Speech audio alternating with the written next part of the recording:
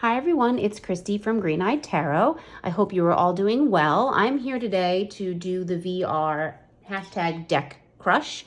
I believe this was a collaborative tarot tag started by Dawn Michelle, Lisa Pepez, Danny Mystic, and Marlena. I will definitely link their channels below in the description box and link their deck crush videos. A lot of tarot tubers have been doing this tarot tag, and it's been really fun to watch. So I definitely wanted to jump in and do this so close to Valentine's Day. It was just kind of really fun to kind of think about it. So there are actually 8 prompts, I believe. I've added 2. I actually watched Chrissy Bentley's video. I'll definitely link that one too. And she kind of added a few of her own. So I kind of jumped on that bandwagon and added 2 extra ones. So there'll be 10, but actually one of my decks applies to 2 of the prompts. So I'm cheating a little bit, but that's okay. There's no rules, right? So the prompt number 1 is the Fling, a short period of wild time. So a deck that you had a short period with, but a period of wild times. And so that deck for me definitely is the Dream Keepers Tarot. So this deck really sort of kind of came out of nowhere and took me by surprise. Like, I read the guidebook cover to cover like several times, and it just knocked me off my feet. Like, it's definitely the deck that, whoa, I wasn't ready for you. And I started a deep dive on this deck just because I feel like it needs it. Like, this deck is one of those that warrants that really, deep sort of study.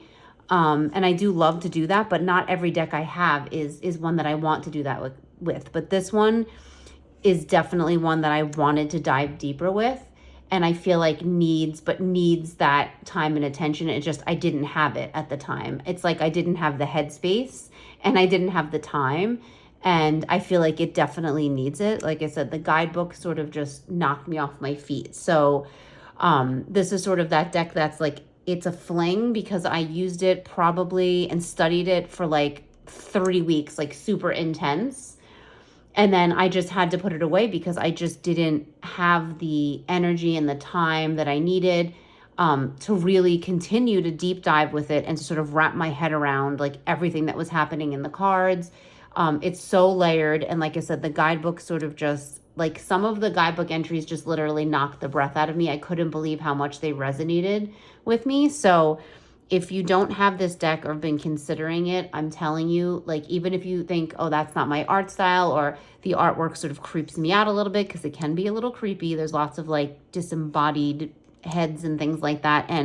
But the way the creator talks about the art and the creation of the art and how it relates to tarot and how she relates it to the meanings is it's just amazing. It's absolutely amazing. And I can't say enough about this deck, and I definitely will be revisiting it. This is one that I'm going to have.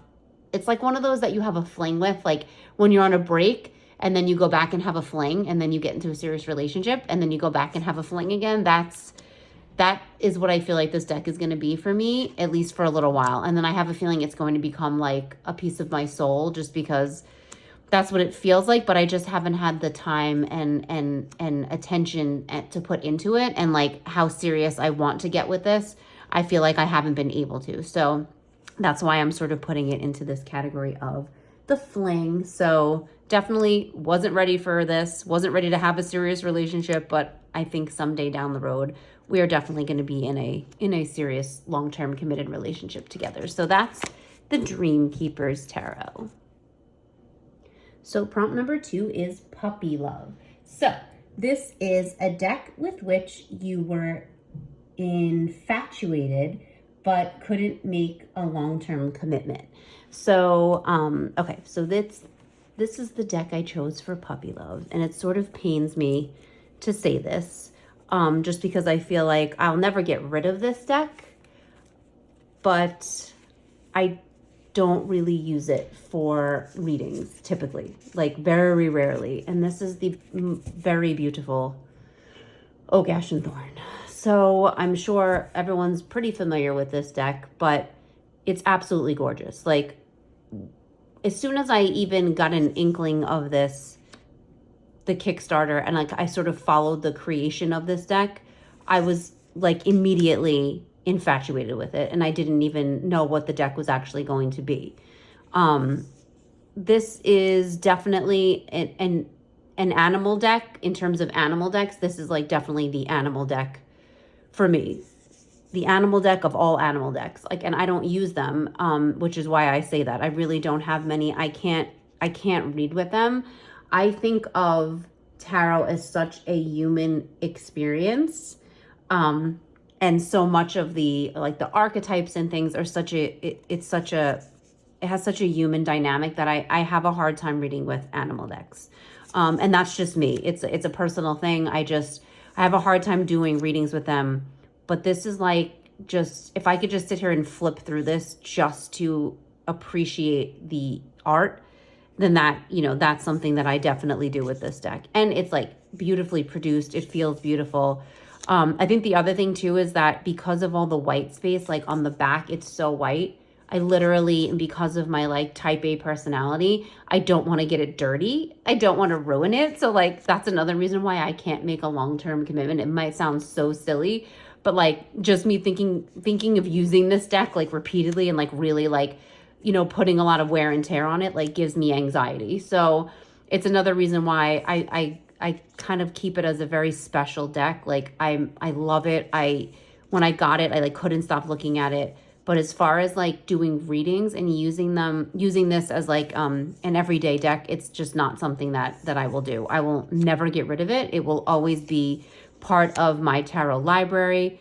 Like I said, I consider it like a little deck of masterpiece artwork, like little masterpieces in each card. Oh, look at that. I mean, it's just absolutely gorgeous. The colors, the saturation of colors, like the animals that are included, these woodland creatures, that's very much my aesthetic. It's very much what I identify with when I think of animals. But I just can't read with this deck as an actual tarot deck for tarot readings.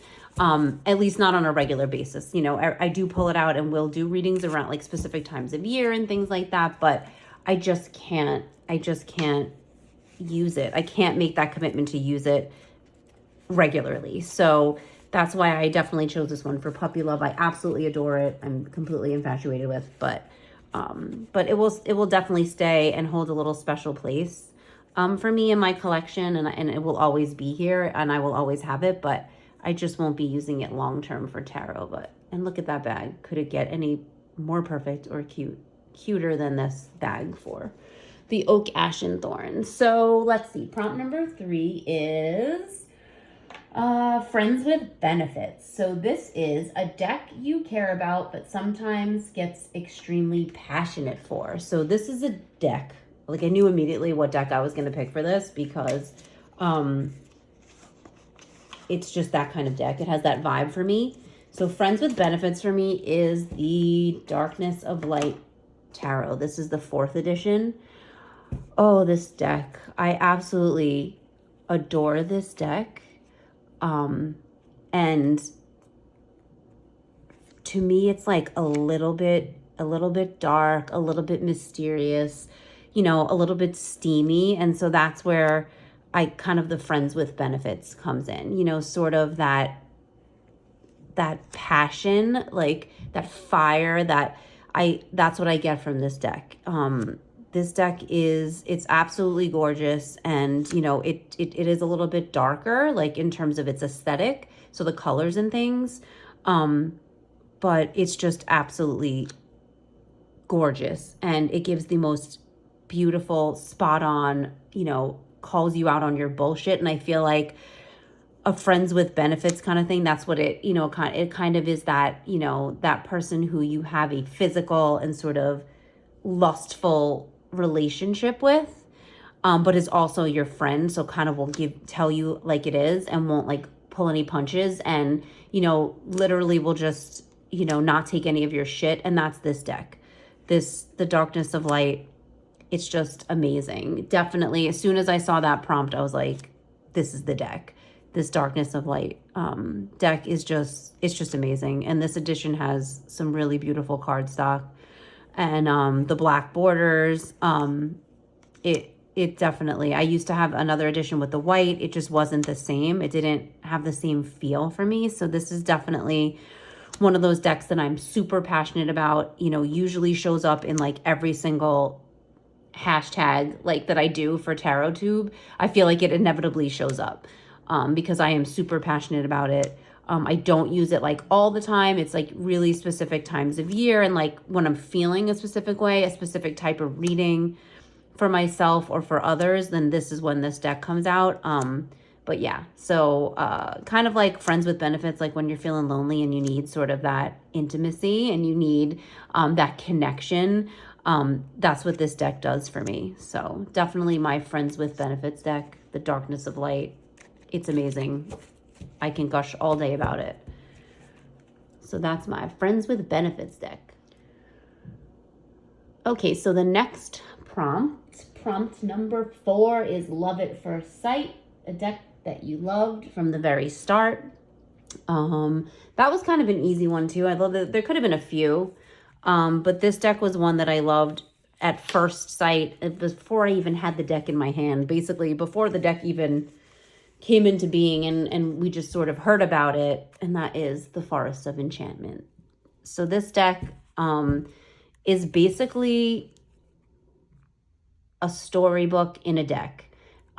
This is another one that shows up in a lot of my tarot tube hashtags, just because for me it's versatile. It plays differently for different readings and different intentions and things, but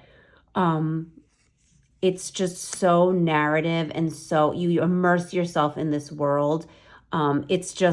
It's that forest of enchantment that you want to go visit, even though it might be dangerous, and even though it might be a little scary at times, or, you know, there might be dangers around the corner or challenges you might face. It's still love at first sight. You know, it's just got this most beautiful aesthetic. And it's just gorgeous. And the guidebook is, you know, one of those Llewellyn guidebooks that's, you know, obviously glossy and colorful and beautiful, but the way it reads like a storybook. You know, it draws you into these characters, and I just absolutely adore it. But just in terms of at first sight, just in terms of seeing the deck and the imagery, it was love. And I still love it, and I still use it, and I will treasure it always, you know, as that storybook, you know, deck for me. I missed out on the Fairy Tale Tarot, Lisa Hunt's tarot. I know that's coming back supposedly, but I don't think that will take the place of this. I just feel like I love this one too much, and this one carries sort of too much emotion for me. You know, when you want to escape, you know, into that forest, this is the one that, you know, that I pick up. And it's also like a good mood deck for me. You know, it never fails to put me in a good mood. You know, sometimes I just, you know, want to draw a card and then read the guidebook, like read the little story, you know, that's in the guidebook about this character and about what, you know, what's happening in the card. I love that. So this is definitely, you know, fills a lot of, you know, different niches in my tarot collection, but this is definitely the love at first sight. The Forest of Enchantment, like look at those backs. I mean, the color green, it's just so rich and lush, and the owl, it's just beautiful. So definitely Forest of Enchantment, love at first sight.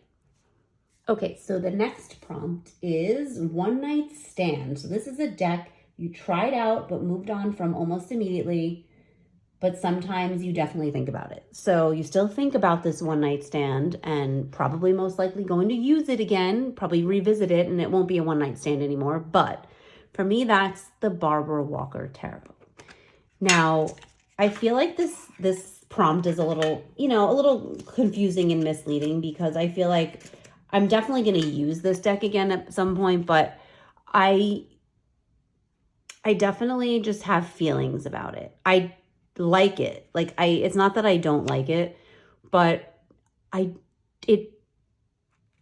something doesn't sit right with me, and I don't know what it is. I can't pinpoint it.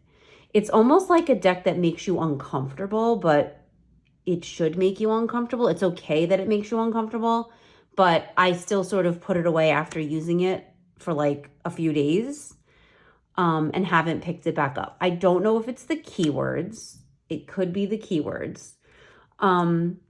It could be sort of like the thothiness, because it's a little thothy, and I don't read thoth, and I don't know. So I can't put my finger on it. Like, I feel like it's a very like feminine, like empowering deck, but there's something like, there's a disconnect for me somewhere, and I don't know what it is. And so this is the one night stand where I do think about it. Like, I think about why couldn't I make it work? It's almost like if you had a one night stand, you're like, I wonder why, can I make a relationship out of this? Or is it just like one night stand? Like, was it just sex and should we move on? And this, to me, this deck is very like sexy. It's very, I don't know, it's a little intimidating maybe for me too, but it's a very like primal and like raw. It reminds me of like, if we had a one night stand and the person I was with tried a little like S&M, and I was like, wait a second. Whoa, I don't do that, but wait, I kind of like it. I'm kind of curious. I'm kind of interested in this a little bit. Like, maybe I'll like it. That's this feeling I get with this deck. I don't know if I'm making any sense, but this is definitely like, it reminds me like of a dominatrix, and I'm like, I think I like it. I don't know. I think I would like it. Maybe I won't. Maybe I'm scared. Maybe I don't know what to think. And that's this deck. So this is my one night stand. I will be returning to it. I feel like I definitely will. Like, I know I will. So we'll probably have a second encounter, and we're going to see how it goes. But for right now, I don't know how I feel. I'm a little creeped out. I'm a little weirded out. I'm a little intimidated by it, definitely. So that's my one night stand. It's the Barbara Walker Tarot in a tin, which I kind of love. It's the only deck I have in a tin. So I kind of like the small size, but one night stand. Barbara and I might get together again. I probably think we will. Okay, so the next prompt is, we were on a break. So a deck you're separated from for any reason. Okay, so this one hurts like a little bit, because I really fully intended on doing like a deep dive, like actually planned on filming it and like doing like a deep dive of this deck. It's actually still in order because that was my intention, but we're on a break right now. So this is the Lillifer Tarot, and like, I do adore so much about this deck, but it also like is got a lot going on, and it kind of makes my head hurt a little. It kind of gives me a headache. And I'm not entirely sure. I kind of know why. Like I said, there's a lot going on. There's a lot of symbols. There's a lot of symbol. You want to break down these cards. It's like, you really got to, get in there and look and study it. And that's what I planned on doing. But like I said, it started to make my head hurt. I was like, I'm not sure I can make sense of this. Some of the cards are very confusing. I think it was Chrissy Bentley. I believe Chrissy Bentley's video. She had this for one of her prompts, and and it was the same thing, that some of them were really confusing, like especially the minor cards. Like, you would think like it would be like a 4 of Wands, but it was really the 5 of Wands, and it just didn't seem to make sense. But these have a whole lot going on, and I think they're really interesting, and I think possibly this was me, sort of trying to make that leap into more abstract tarot, decks and things, which I think is great. I'm like broadening my horizons. I think I was like a little bit too like optimistic, and a little bit too had a lot more confidence in myself, and maybe like bit off more than I can chew with this one, because this one, it definitely gives me a headache. It's nothing against the artist. Like, I actually love it. I adore like the figures. Like, they're so weird and like sort of otherworldly. Like, I kind of love it, and I love the colors. Like, the cardstock is amazing, but like, they're very confusing. They're giving me headaches. And like, it's nothing. Like I said, that's me. This is a me thing, but like, yeah. So we're on a break, and I don't know when we're gonna when or if we're going to get back together, but that's the Lillifer Tarot, and it kind of hurts a little to talk about it like that. But it is what it is. And like I said, hopefully we'll get back to it, but it's gonna take a lot of brain power for me, and something that's in short supply right now for me. So, okay, so marriage material. So a deck that has proven its value to you is the next prompt. So, okay, and then the next prompt is happily ever after. So, that's your true love in a deck. So, okay, so mine is the same. So for this prompt, 2 prompts, marriage and true love, it's the same deck because it has to be. It couldn't be anything else. So my marriage and my true love, if anyone ever has watched my channel at all, like pretty much probably knows what this deck is. Can we just talk about this bag that it's in? Oh my God, I love it. It's the most special. I love that I found a new home for this in this bag. And it's the Tarot of the Hidden Realm. And I can't talk about this deck without just gushing about it. This is my true love and marriage, the one that has proven to me that it will be here no matter what. And it will, give me the messages I need to hear, not necessarily I want to hear. It's like a comforting friend. It's like that support system. It's like my partner now. I mean, he's the love of my life, and he's my best friend, and it's the most healthiest and most supportive and most just dynamic and beautiful partnership I've ever had in my entire life. And that's what I feel like about this deck. So it's sort of that same feeling. So marriage and true love just wrapped into one for me. And I know a lot of people have mixed feelings about this deck, and I think that it's great that we all connect with decks in different ways. And that's why I've loved watching these videos, because like seeing everyone's true love and the ones, I think that's been my favorite, is their true love decks and their marriage decks. Like I've been so interested to see what, where everyone goes with that, because I love how we all have different connections, with these tarot decks. And for me, Julia Jeffrey's art like speaks like directly to my soul. Like it's as if, I feel like it's as if she looked inside of me. I know that sounds funny because, she doesn't know me at all. And, this is her artwork. So this is coming from her own soul, but it's almost like she looked inside of me and just saw, what my soul looks like, and sort of like my, like, I don't want to say ancestor, but like just that energy, like of like that spark, in me, and, of like a world where I feel like I would belong, and, where I feel I would find connection. And that's the images and the people in this world, this Tarot of the Hidden Realm. It's that hidden, that which we cannot see, but we know is there. And so I connect, and I love the close up, how emotional it is, how emotive this deck is, because it has to be, because the faces are so zoomed in. We're not seeing a big scene, in these cards. We're seeing, something that's a close up, a more intimate snapshot of a moment, in time in this deck. And I absolutely adore it. This is one of my favorite cards in the deck, the Six of Cups. I mean, it's so different than traditional tarot Rider-Waite-Smith. It almost could read like an oracle, and sometimes I use it that way, but I also definitely use this as a tarot deck.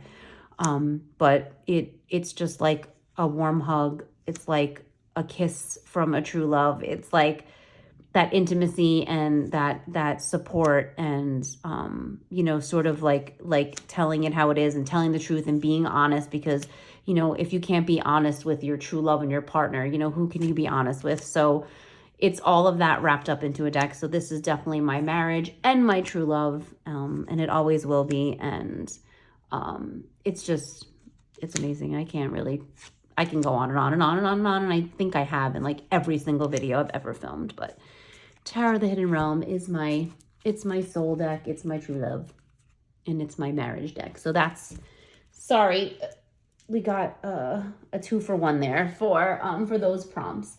So that was it for the original prompt. So happily ever after is the last one. But like I said, I added 2 more. So this one I'm calling It's Not You, It's Me. This is my own prompt. So we're calling this the It's Not You, It's Me deck. And this is basically kind of like when you know it's you, like in a relationship and or anything. If you're dating or you're in a relationship and you know it's something going on inside you and really doesn't have much to do with your partner, like they haven't done anything, there hasn't been a serious breakdown in your relationship, it literally is just something going on inside you. So I'm calling it it's not you, it's me, and that's the Star Tarot. And it sort of pains me to say this because this deck is amazing and it's just gorgeous and like just everything about it. This edition of it, especially the card stock, I love the size. Like it would be like the perfect deck for me because of the aesthetics of it. The gilding, like look at this. It's just, for a mass market deck, it's really nice. Like the MAC cardstock, I believe it's still in order because again, I was trying to like really do a deep dive with this and I really wanted this to be like, I was like, okay, the Star Tarot, I really like, I'm really drawn to it. Like it's really beautiful. Like I kind of waited. I just got this like, I feel like last year sometime. So this is like not a new deck. It's been around, but I really started getting drawn to it. And I really like the imagery of it. It has a lot going on. And I think that's one of the things, just like the Lilith Tarot, like, but for me, this one is not, it's not really confusing. I do connect with it. I think the artwork is, you know, beautiful. I think it just has a lot going on. Again, it definitely, I feel like is bringing in elements of Thoth. And I don't study Thoth. I never have. I don't really connect with it. So I think that's what's stopping me. It's just, there's a lot going on in these cards. So I think that's one of the reasons, like, and it's not the deck's fault. The deck is gorgeous. Like I said, it's beautiful. It's a beautiful deck. I feel like it would give really, really, really good readings if I gave it a chance, but it's like falling flat for me somewhere. And I don't know if it's, again, one of those things where I'm intimidated. It definitely is not the deck. Like the deck is gorgeous. And I'm sure many of you have this deck. I love the Phoenix. Look at that. That Phoenix rising from the ashes. Like, it's gorgeous. Like, it definitely is not the artwork. I just feel like there is a lot going on in these cards, and it's going to take a lot for me to kind of dig into it. I don't think this is one.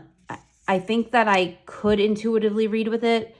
Like, it's traditional enough where I could, but there's also like a lot of Thoth going on in here, and I think it's confusing my brain. It's like RWS, Thoth. I'm so used to the Rider-Waite-Smith that I think it's one of those things. It's not, like I said, it's me. It's definitely me. It's not you, it's me. So yeah. So I think I'm going to have to probably revisit this. Maybe. I'm still not entirely sure I'm going to be keeping this. Like I said, it's so nice. Like this deck is so nice aesthetically. I love the size. I love the cardstock. It's beautiful. The backs. It's just a gorgeous deck. I love it with the bear, but it's definitely Thothy. And I'm pretty sure I knew that going in, so it's my own fault. Honestly, like I can't really blame anyone but myself because I'm pretty sure I knew that going in, that this was what it was going to be. Again, maybe I was a little ambitious thinking, oh, it'll be fine. Like, but I think it's yeah, because of the I don't really read pips. I have struggled with that too. Not that this is a pip deck, because it's not, but I just feel like it's throwing me off. But it's so gorgeous. Like, ugh, confusion. It's hurting my brain. It's definitely not you, it's me. So that's the It's Not You, It's Me deck, is the Star Tarot. Just felt like adding that one in there because it's one of those decks that I'm not really confused by. It's a lot going on, and I feel like I can't commit to it because of me, with me. And then, so the last one is kind of like Chrissy Bentley kind of mentioned this one too, made this one up for herself too. So it's kind of like the pact you make with a good friend. If you're not married by the time we're 35, or, this is who you agree to be in a long-term relationship together, to be in sort of a partnership and to sort of make that pact. So this is if we're not married by 35, we're going to make a pact to be in a relationship together. And that's the Druid craft. Sort of like an honorable mention, but this is one of those that's just been, this is my second deck I ever owned. And this is the actual deck. So this is the second deck I have ever had after the Rider-Waite-Smith, the Universal Weight Tarot. That was my first deck. This was my second deck. I've had this deck forever. It has been in my life. It's one of those, it's like a friend who like you kind of have feelings for, and that comes in and out of your life for years and years and years. And again, like I said, and then maybe you end up together because you're both single years later. So it's that it's that deck that, you know, that you might end up with, you know, because they've been in your life for so long, and they come and go. Like, I don't use this deck all the time. I find that it makes a resurgence in my life and in my practice, you know, because I just get an inkling to work with it. I miss it. It's like a person. It's like a friend. I miss them. So yeah, so this is that deck. It's that, you know, that long-term, you know, maybe long-term platonic sort of love affair, you know, that, you know, where they come in and out of your life, and sometimes you're in contact and sometimes you're not. You go years without talking to each other, but you always get back together and you always have a great time, and it's like no time has passed. So that's this deck for me. The Druidcraft is always going to be that deck because I've had it for so long.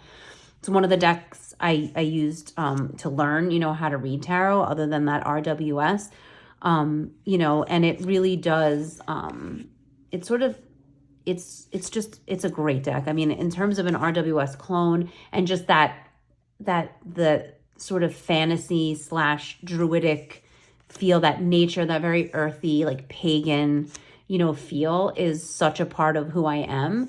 And this was, you know, this just is like near and dear to my heart and holds a special place because this is like when I was first kind of figuring out my own spirituality too, and kind of exploring Wicca and exploring like neo-paganism and exploring druidry and just exploring all those paths to kind of figure out which one was for me, you know, what was my path. And this deck really helped me with that. So this has a special place in my heart. It's never going to go anywhere. I'm always going to have it. I absolutely adore it. It's such a nostalgic deck for me, and we're definitely in a long-term platonic relationship. We, you know, definitely have a love, and maybe we'll end up in a long-term relationship someday. But we come in and out of each other's lives, and it's always good when we come back together. And I do readings with this deck and just use it to study and go back to the guidebook, which is amazing. It's an amazing guidebook. So that's the Druidcraft. That's sort of my honorable mention, my pact, my platonic love that's been around forever. That's the Druidcraft. So that's it. That's my hashtag deck crush. I hope you enjoyed this video. I look forward to continuing to watch all of yours. I've had so much fun doing that. It's really gotten me in the spirit of love and Valentine's Day, and yeah, it was just so much fun. So if you enjoyed this, if you have any of these decks, if you don't have a YouTube channel and want to just put it in the comments, like what yours would be, that would be fun. I would love to see it. I'll definitely link some of the videos that I've watched, the original 4 who came up with the hashtag. So yeah, so if you like the video, please give a thumbs up, please subscribe, and I will see you all in the next one. Bye.